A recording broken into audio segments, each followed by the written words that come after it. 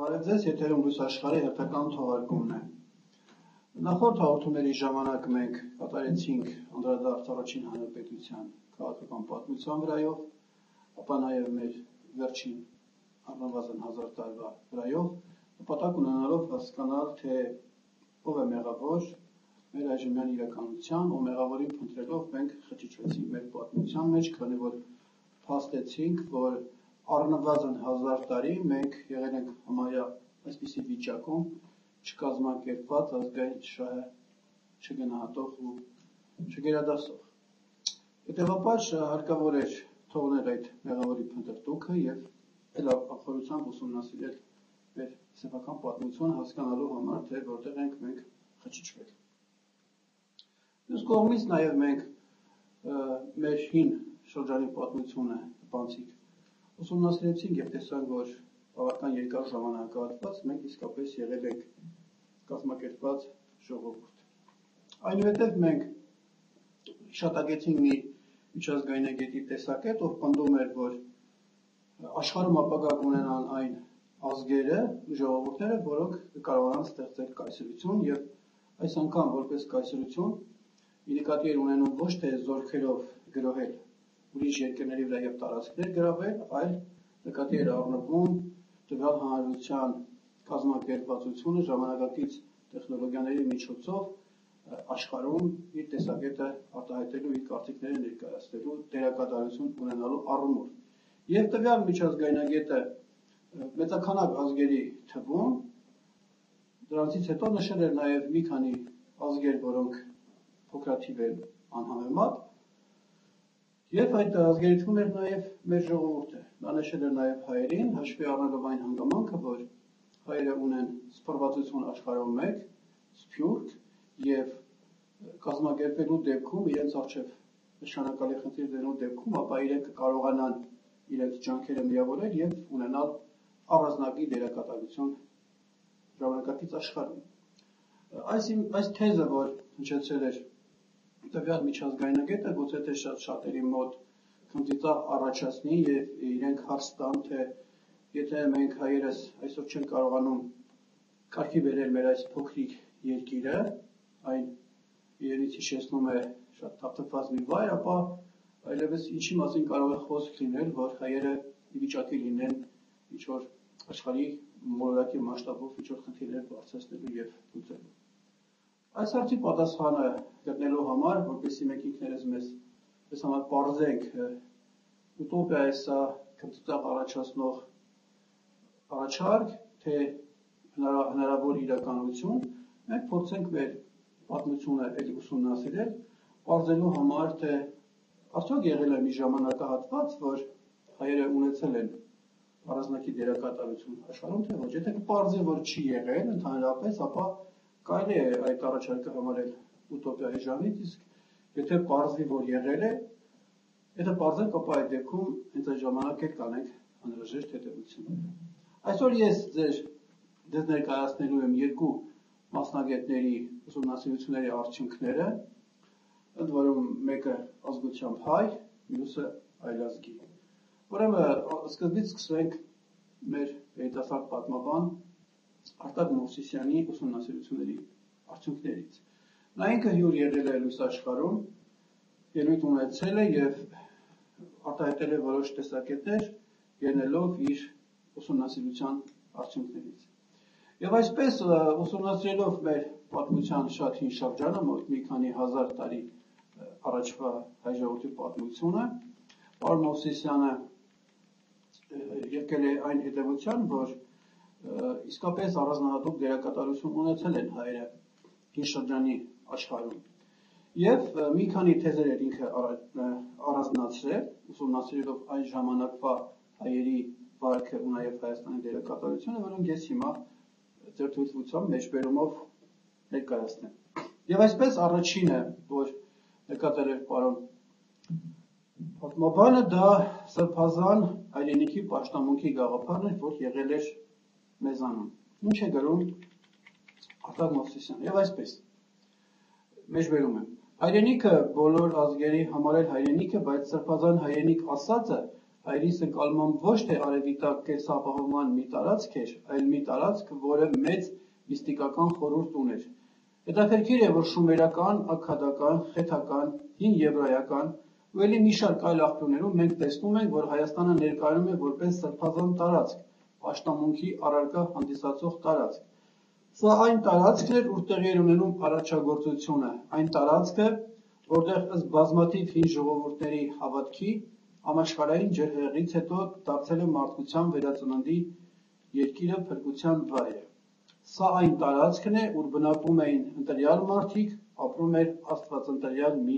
ժողովուրդ։ Տարածք, ուր կար անմահության խորհուրդը։ Աստվածաշնչում այն կոչվում է կենաց ծառ։ Շումերական աղբյուրներում ասվում է, որ հայի աստվածը իմաստության աստվածն է, որի ապարանքում ապրում են 7 իմաստուններ, որոնք աշխարհին իմաստնություն են քարոզում։ Շարունակում եմ մեջբերումը սրբազանության կապված։ Այսինքն մենք ունենք Հայաստան, մի հայրենիք, որը սրբազան է ոչ միայն մեզ հայերիս համար, այլ ամբողջ տարածաշրջանի հարևան ժողովուրդների համար։ Եվ այդ մասին ոչ միայն մենք հայերս ենք ասում, այլ ասում են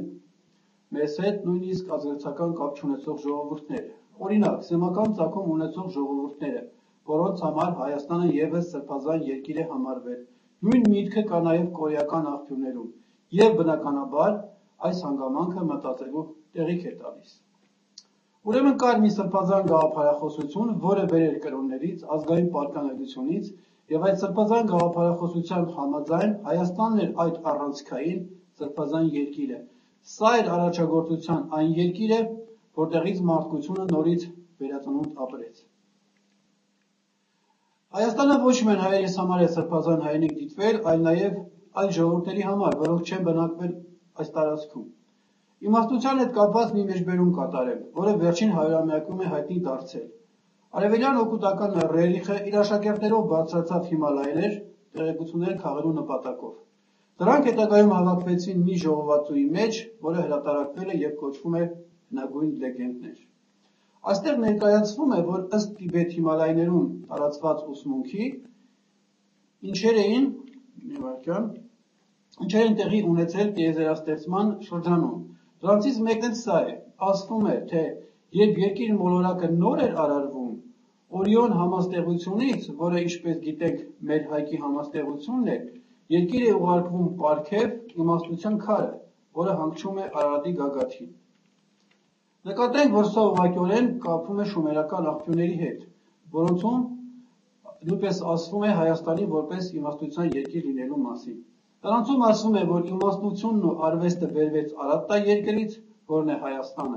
Այսինքն մի հսկայական տարածաշրջանում Հնդկաստանից մինչև Բալկաններ ու Միջագետ բնակված ժողովուրդները, անկախ իրենց էթնիկական ծագումից ու կրոնական հավատալիքներից, Հայաստանը համարել են սրբազան երկիր։ Այսինքն, փաստորեն, կան բազմաթիվ վկայություններ, որ Հայաստանը եղել է առանձնահատուկ նշանակության երկիր հին աշխարհում, եւ հետեւաբար սպասելի է, որ այդ այլոց կողմից սրբազան համարվող տարածքում ապրող ժողովուրդը նաև պիտի տարբերվեր մյուսներից իր դերակատարությամբ։ Եվ հիմա շարունակենք ներկայացնել ձեզ Արտակ Մովսիսյանի ուսումնասիրությունների արդյունքները։ Եվ այսպես, շումերական սեպագիր աղբյուրներում հայերիս մասին ասվում է, որ Արարատայում բնակվող ժողովուրդը ընտրյալ է, առանձնացված բնության ու զարթոնքի Աստծո կողմից։ Շումերական դյուցազնավեպում փառաբանվում է Արարատայի ժողովուրդը, որը բարձր է մյուսներից, ասում է, որ միայն նրանք մնացին ջրհեղեղից հետո, երբ այն սրբեց տարավ ամեն ինչ, ինչ կար երկրի վրա։ Այսինքն մենք աշխարհ ենք գալիս որոշակի առաքելությամբ։ Ուշադրություն դարձնենք, մեր մասին վկայություններ տալիս են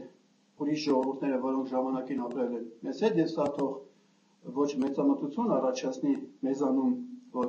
ունեցել են որոշակի դերակատարություն եւ ոչ էլ ոմանց մոտ առաջացնի քնծիծաղ, ելի նայելով այսօրվա վիճակին, փորձել բացառել նաեւ հեռավոր անցյալում ունեցած մեր առանձնակի դերակատարությունը այն ժամանակվա աշխարհում։ Հաջորդը, տեսնենք հաջորդ դրույթը, որին ուշադրություն է դարձնում եւ առանձնացնում Արտակ Մովսիսյանը հին պատմությունը ուսումնասիրելով։ Մեջբերումը։ Դարձյալ հին սկզբնաղբյուրները թերթելով տեսնում ենք, որ այս ընտրյալ ժողովուրդը, խոսքահայերի մասին է, ունի իրեն հատուկ աստվածային առաքելություն։ Կան բազմաթիվ պատմական իրադարձություններ, ուր տեսնում ենք, որ մերոնք կատարել են գործեր, որոնք համահունչ են իրենց առաքելությանը։ Իսկ առաքելությունը հետևյալն է, ուշադրություն դարձրեք։ Երկրի վրա պահպանել աստվածաստեղծ սրբազան կարգեր, որովհետև մենք հայ Աստծո ժողովուրդ ենք, որի մոտ են գտնվում աստվածային սրբազան օրենքները, որոնցով եզերքն էին կառավարում։ Եվ ոչ պատահականորեն Արարատայի երկիրը, հնագույն Հայաստանը, միջագերքյան աղբյուրներում կոչվում է աստվածային սուրբ օրենքների երկիր։ Եվ ապա պարոն Մովսիսյանը բերում է մի քանի օրինակներ, թե ինչպես հին աշխարհում հայերը իսկապես հետևում էին որոշակի կանոնների պահպանությանը այն ժամանակվա աշխարհում։ Եվ բերում է տվյալ օրինակը։ Քրիստոսից առաջ 24-րդ դարում ստեղծվում է մարդկության պատմության մեջ հայտնի առաջին բռնապետությունը, աքքադական բռնապետությունը։ Այն սեմական ծագումով ժողովուրդների բռնապետություն էր։ Այն ստեղծեց Սարգոն Աքադացին, որը չարիք դարձավ հարևան ժողովուրդների համար։ Իսկ հատկապես նրա թոռը պատմության մեջ մնաց առաջին արքան, որը ավերեց աստվածների տաճարներն ու իրեն հռչակեց Աստված։ Ծանր վիճակ էր ստեղծվել, շումերները օգնության համար դիմում են հայկական լեռնաշխարհին, ուր կար 17 իշխանություններ, որոնք միացյալ մեկ դաշինքով էին ապրում։ Եվ հայկական լեռնաշխարհի միացյալ դաշինքի ուժերը գնացին շումերներին օգնության։ Կործանվեց ինքնահռչակը, միջագետքի ժողովուրդը փրկվեց բռնապետից։ Հետաքրքիրն այն է, որ հայերը կործանելով այդ բռնապետությունը չստեղծեցին մի նոր բռնապետություն։ Հակառակը, հայերի իշխանության ժամանակ Քրիստոսից առաջ 23-22-րդ դարերին 100 տարիների ընթացքում միջագետքը վերածնունդ ապրեց։ Որպեսզի պարզ լինի, թե հայերի իշխանության տարիներին միջագետքում որքան արվեստի գործեր են ստեղծվել, բերեմ մեկ օրինակ։ Սա օրինակը բերում է Արտակ Մովսիսյանը։ Եթե այցելեք Լուվրի թանգարան, մի ամբողջ սրահ կտեսնեք, որ տեղադրված են միջագետքի վերածննդի շրջանի նշանավոր գործիչներից մեկի Ուդեայի արձանները։ Սա խոսում է այն մասին, որ հայերի իշխանությունը միայն նպաստել է միջագետքում արվեստի նման մեծ ժառանգության ստեղծմանը։ Եվ ապա բերում է երկրորդ օրինակը։ Երբ ստեղծվեց Համուրաբի բաբելոնյան բռնակալությունը, նրան կործանողների մեջ կրկին հիշատակում են հայկական լեռնաշխարհի զորքերը։ Այս երևույթը դարձել էր խորհրդանշանակը, որ հայերը պիտի գնան եւ այսպես ասած նորմայից շեղվող ժողովուրդներին կարգի բերեն եւ մարդկանց ազատեն բռնակալություններից։ Եվս մի երրորդ օրինակ է բերում մեր հարգարժան պատմաբանը 5 տակարանում Երեմիա մարգարեի գործում կարդում ենք, որ Բաբելոնը նորից հզորացել ու նվաճված ժողովուրդների գլխին դարձել էր չարիք։ Եվ ահա Երեմիա մարգարեն օգնության խնդրանքով դիմում է Արարատի Մինի եւ Ասքանազի թագավորություններին, Հյուսիսի մեծ ու հզոր ազգին, Արարատի թագավորությանը։ Այսինքն Քրիստոսից առաջ 24-23 դարերից սկսած մինչև Քրիստոսից առաջ 6-րդ դարը մի հսկա ժամանակահատված մենք հայերս այս ամբողջ տարածաշրջանում պահպանել ենք աստվածային կարգը։ Եվ այն բռնակալները, որոնք գահ էին բարձրանում եւ փորձում իրենց կարգը հաստատել, հայերը դուրս էին գալիս նրանց դեմ վերահաստատելով աստվածային կարգը։ Հիմա դուք շատերը կարող եք մտածել, թե հայ ազգի պատմաբան է, ուսումնասիրել է պատմությունը, աղբյուրներ եւ գուցե թե մի քիչ չափազանցեցրել է, որպեսզի կարողանա վերություն տա իր ազգին եւ շատերը գուցե ասեն, ահա հայերը կրկին սկսեցին տոն տալ ազգային սնապարտության։ Բայց հիմա մենք ներկայացնենք օտարազգի մեկ այլ գիտնականի ուսումնասիրության արդյունքները։ Ուրեմն խոսքը 1894 թվականին Երուսաղեմում լույս տեսնող ժողովուրդ եւ հող ամսագրում հրապարակված հրեա պատմաբան Բորիս Մոյշեզոնի Արմենոիդները հին շրջանի արիստոկրատիա աշխատության մասին է։ Ճիշտ է, այս հոդվածը գրելով հեղինակը որոշ նպատակներ է ունեցել հենց իր ազգի հետ կապված, որը հոդվածի վերջին մասում է ինքը զետեղել, բայց մենք դա թողնենք, դա տվյալ բայ մեզ այնքան չի հետաքրքրում, այլ անդրադառնանք մեր տարածաշրջանի վերաբերյալ հնագետների արած եւ տվյալ գիտնականի արած հետևությունների։ Եվ այսպես հեղինակը բերում է գերմանացի հնագետներ ֆոն Լուշանի եւ ֆոն Օպենհեյմի ուսումնասիրությունների արդյունքները։ Սույն գիտնականները պեղումներ կատարելով հնագույն աշխարհի տարածքում առնչվում են մի հետաքրքիր փաստի հետ։ Նրանք նկատում են, որ հին պատկերաքանդակներում մարդիկ ունեն դեմքի եւ գլխի միևնույն ձևը, մի բավական հսկա տարածաշրջան։ Համեմատելով դրանք ժամանակակից ժողովուրդների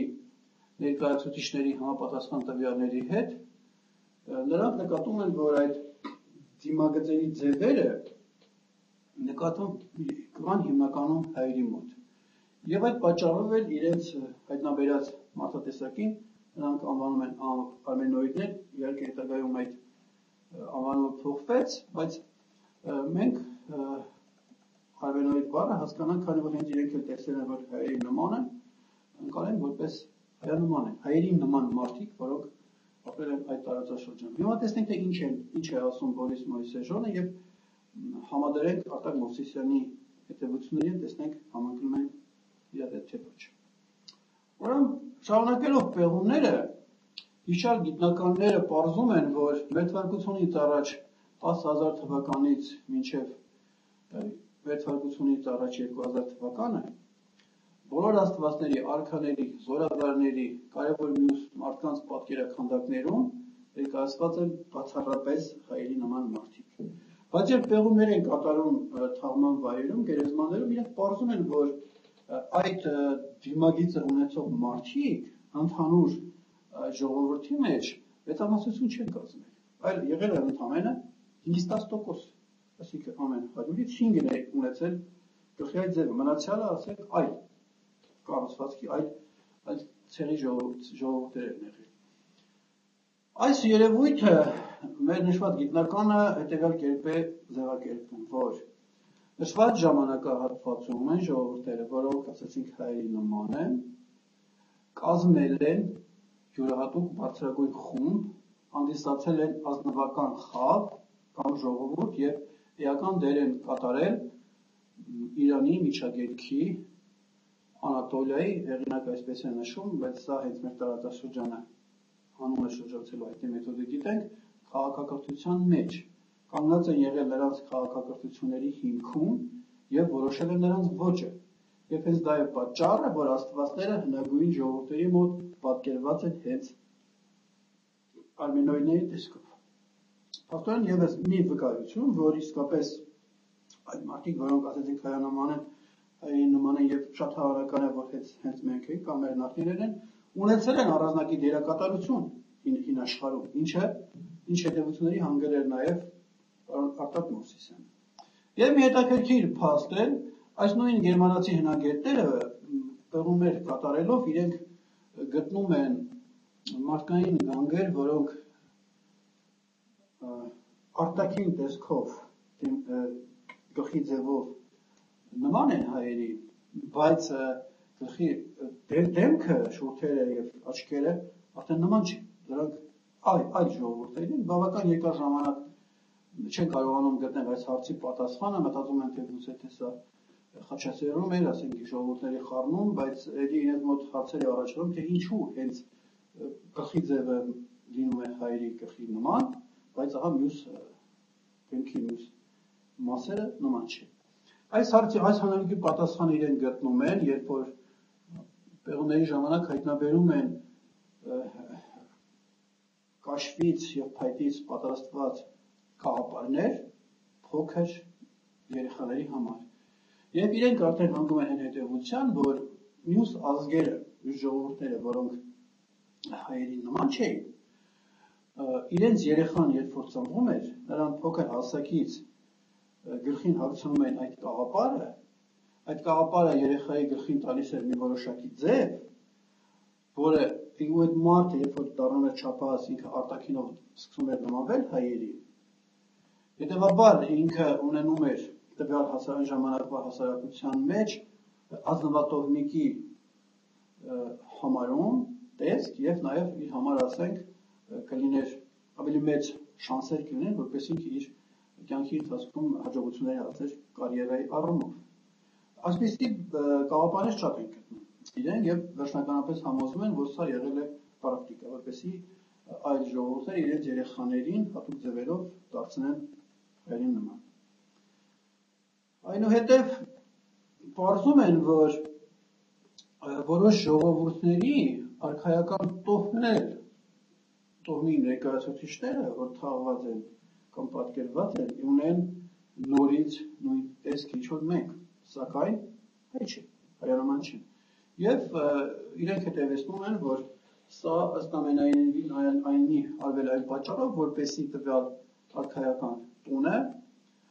քանի որ ինքը նման կլինի մեզ, հին շրջանի հայերին, ապա իրավունք ունենան պնդել, որ իրենց ծագումը աստվածային է եւ կլինի հարգված տվյալ ժամանակաշրջանի ժողովրդի մեջ։ Ուրեմն սա երկրորդ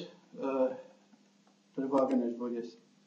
ձեզ ներկայացրեցի, թե երկրորդ գիտնականի, չգիտեմ, որ չափով ձեզ համար համոզիչ եղավ, բայց էլի կան աշխատություններ մեր ժամանակակից պատմաբանների, որոնք եթե դուք ուսումնասիրեք, արդեն համոզվեք, որ այն ժամանակվա աշխարհում հայերը մի առանձնագիր դերակատարություն են ունեցել։ Ես կառաջարկեի ծանոթանալ մեր ժամանակակից պատմաբաններ Գուրգեն Կարապետյանի, նույն Արտակ Մովսիսյանի, Էդմոն Խուրշուդյանի, Ալեքսանդր Վարպետյանի եւ այլոց աշխատություններին եւ կհամոզվեք, որ շատ քաղաքակրթական արժեքներ հենց Հայաստանից են տարածվել այն ժամանակվա աշխարհով մեկ։ Եվ կարող է հարց առաջանալ, ունենք արդյոք մենք կապ շատ հին շրջանի մեր հայության հետ, արդյոք մենք չենք կորցրել այդ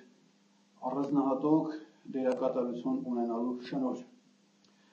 Ես առայժմ կխոզապեմ պնդելուց, ընդհանրապես ես ձեզ բերեմ երկու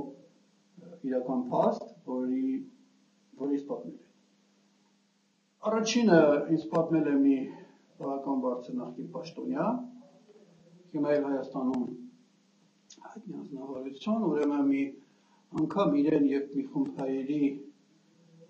կոնկրետ մի մեծ պետության դեսպան հրավիրում է Ծաղկաձոր ինչ որ որոշակի հարցերով երկրորդական քննարկումների, տրեյնինգ, այսպես ասում են, եւ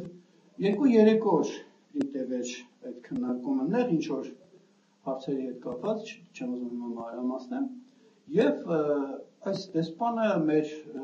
հայերի առջեւ անընդհատ խնդիր է դնում, թե ինչ է լինելու աշխարհի վերջը։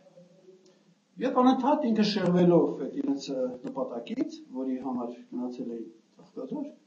անընդհատ այս կարգի բարդ խնդիրների շուրջ է խոսեցնում հայերին, եւ վերջում մեր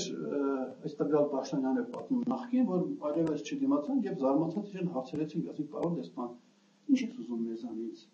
Մենք եկել ենք այս մանր հարցով, ինչպես Հայաստանում ասենք ինչ փոփոխություններ կատարենք, բայց հա դուք աշխարհի մասշտաբի խնդիրներ եք դնում, դա ինչի համար է մեզ պետք։ Ինչու եք մենք մեզ այդ հարցերով տանջում եւ ասում է դեսպանը քմծի տաղեց եւ ասաց Միթե չեք հասկանում, թե ինչու եմ ես ձեզ տանջում, միթե չեք հասկանում, թե ինչու եմ ես հենց ձեզ այդ հարցը տալիս եւ ուզում, որ դուք պատասխան գտնեք։ Պատճառը այն է, ասում է այս դեսպանը, որ ինքներդ էլ տեսնում եք, որ աշխարհի մասշտաբով բացասական փոփոխություններ են տեղի ունենում, մարդկության, կոպիտ ասենք, այլասերում է տեղի ունենում, արժեհամակարգերի փլուզում եւ մարդկությունը պետք է ինչ-որ ելք գտնի այս իրավիճակից եւ դեսպանի խոսքերն եմ ասում, մեզ առավելքան հայտնի է, որ շատ հնարավոր է, որ այդ ելքը ես դուք ասեք հայերը, ովքեր ունեք այդ հին պատմությունը, ովքեր ժամանակին կարգավորել են նման հարցադրումներ։ Այս պաշտոնյան ինձ պատմում է, ես զարմացած էր, հիմա մեկ ուրիշ դրվագել ասեմ, մեկ այլ միջավայրում էի, մի բավական կերտ այլ անձնավորություն էր, ինքը ինձ հետևյալը պատմեց սեղանի շուրջ նստած մարդկանց, վերջերս մի խոշոր պետության դեսպան, բայց ոչ այդ առաջին, սա արդեն մեկ այլ ուրիշ խոշոր պետության դեսպան էր, Էլի ասում է հրավիրել էին մեզ մի խումբ հայերի, իրենք այլ մասնագիտության կրողներ էին, ավելի շատ հումանիտար, եւ էլի ինչ որ թեմաներով զրույցից հետո նորից փոխել էր, ասաց եւ զարմացել ենք, թե ինչու էր այդ դեսպանը մեզ տանջում, ես ասացի այդ մեր հայրենասիրան սուզում եք, ասեմ, թե այդ տվյալ դեսպանը ինչ հարցեր տվեց ձեզ եւ հետո ինչ եղավ։ Ու զարմացա, թե դու ներկա չես եղել, պարոն Պեպանյան, ինչպես կարող եք իմանալ, թե այդ ահռելի երկրի դեսպանը հենց ինչի համար էր մեզ հրավիրել եւ ինչի համար էր մեզ այդ երկար ժամանակ խոսում։ Հենց այսպես։ Ու բերեցի այն նույն պատմությունը, նույն պատասխանը, որը տվել էր այն մյուս խոշոր երկրի դեսպանը մեր նախկին պաշտոնյան։ Ասա հենց այսպես, ինքը ձեզ ասել է, մարդկությունը ինչ որ դեգրադացիոն process-ների մեջ է, հարկավոր է դեմը առնել, իսկ այդ խնդրի լուծման համար ամեն ազգ, ամեն ժողովուրդ չէ, որ ի վիճակի է կարող այսպիսի գլոբալ խնդիրներ լուծել եւ սպասելի է, որ հենց ձեզանից է գալու այդ լուծումը։ Երբ որ ես սա ասացի, ես զրուցակիցս ապշեց, էլի թե ես որտեղից իմացա այդ ամենականը, որ ներկա չէի,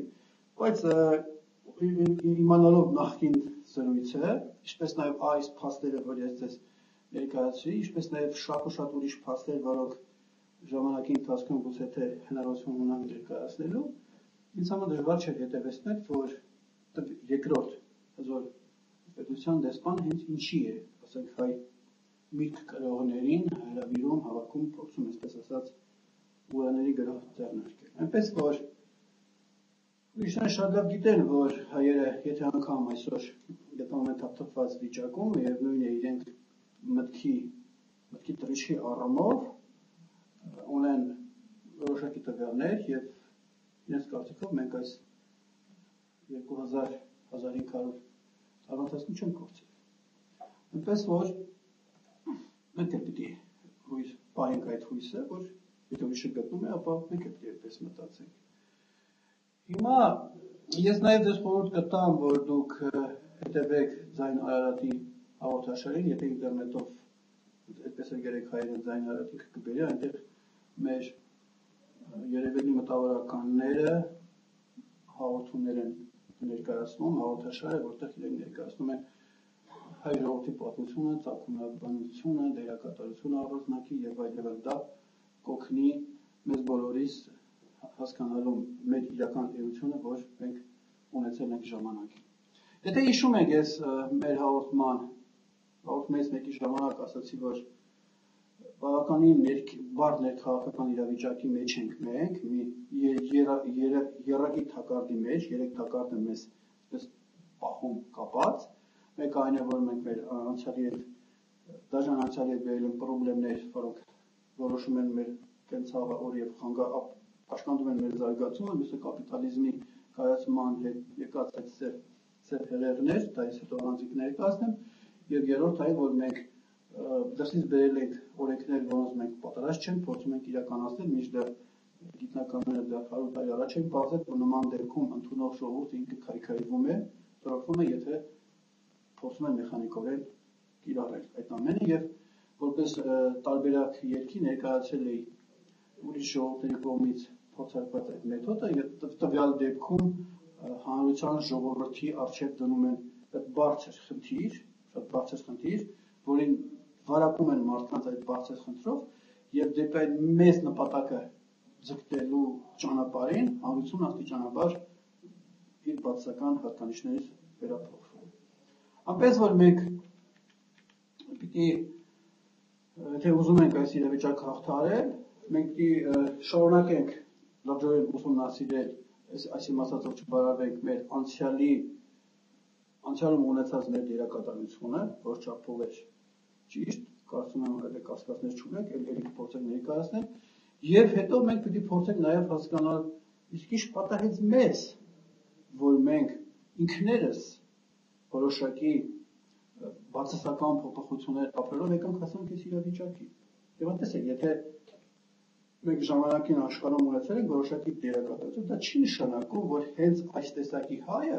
որ հիմա մենք ունենք այս կենցաղով իր մտածողությամբ, հենց ինքն էլ եւս մեկ անգամ կարողանա բարձր մակարդակի խնդիրներ լուծել համեմատկային։ որպեսզի մենք կարողանանք այդ ֆունկցիան, որը կատարել ենք ժամանակի հիմա էլ կատարենք, ապա մենք ինքներս նախ որակական փոփոխությունների ենթարկվենք, մեր բացական հատկանիշներից ազատվենք, մեր այն դրական հատկանիշները, որ կային խթանենք,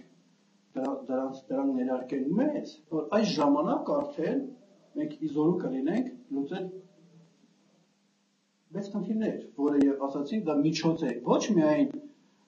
այս ճահիճը հաղթահարելու, այլ նաեւ ազգի առջեւ դնել նպատակ եւ կարողանալ միավորելով իմաստ դնել ազգի առջեւ եւ տանել ազգին դեպի վերելքի։ Ուրեմն այսքանով մեր այս մի հաղորդաշարը մենք ավարտենք, առաջիկայում մենք ելի կփորձենք մի քանի հյուրերի հետ ճշտել բարձր վերջնականորեն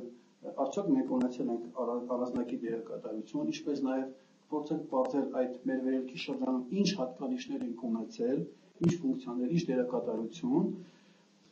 որոնք ենք մենք կորցրել եւ ինչ ճանապարհով ենք կորցրել, որքան շուտ ենք կորցրել, ինչ է կատարվել մեզ հետ, որ մենք դարձել ենք այսպեսին, այս բոլոր հարցերի պատասխանները մենք առաջիկա հաղորդումների ժամանակ կգտնենք, ասել որ կան մասնագետներ, որոնք տիրապետում են նշված հարցերի պատասխաններին, եւ այդ ամենից հետո արդեն մեզ համար ուրվագծի, թե իսկ ինչ հարկավոր անել, այնպես որ ասեմ, որ վիճակը տխուր չի, թեպետ մեր խնդրեմը շատ մեծ է,